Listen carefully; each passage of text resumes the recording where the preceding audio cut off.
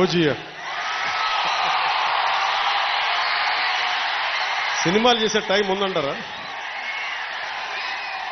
ఇప్పుడు ఎలాగా మాట ఇచ్చాం కాబట్టి ముందు ఒక 3 నెలలు మీ కనీసం మీరు నన్ను తిట్టకూడదు, కనీసం ఒక్క రోడ్డు గుంతలు కూడా వేయలేదని తిట్టకూడదు కదా మీరు నన్ను.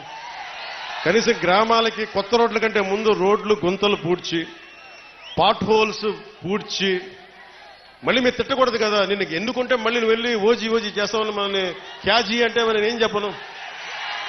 ఒక భయంతో మా నిర్మాతలు కూడా చెప్పాను, కొంచెం క్షమించాలి, మా రాష్ట్ర మా ఆంధ్ర రాజ్య ప్రజలకి మేము కొంత కనీసం సేవ చేసుకొని కుదిరినప్పుడల్లా ఒక 2 రోజులు 3 రోజులు మీకు షూటింగ్ చేస్తాను, ఎక్కడ పనికి అంతరాయం రాకుండా. ఓజీ చూద్దరు కానీ బాగుంటుంది.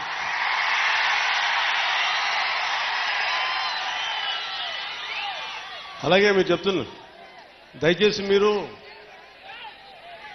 మనం గెలిచాం కదా అని చెప్పి గత ప్రభుత్వ నాయకుల్ని కానీ వారి కార్యకర్తల్ని కానీ దయచేసి దాడులు కానీ ఇవన్నీ చేయకండి, వారిని హింసించకండి, కనీసం సోషల్ మీడియాలో పోస్టులు కూడా పెట్టకండి.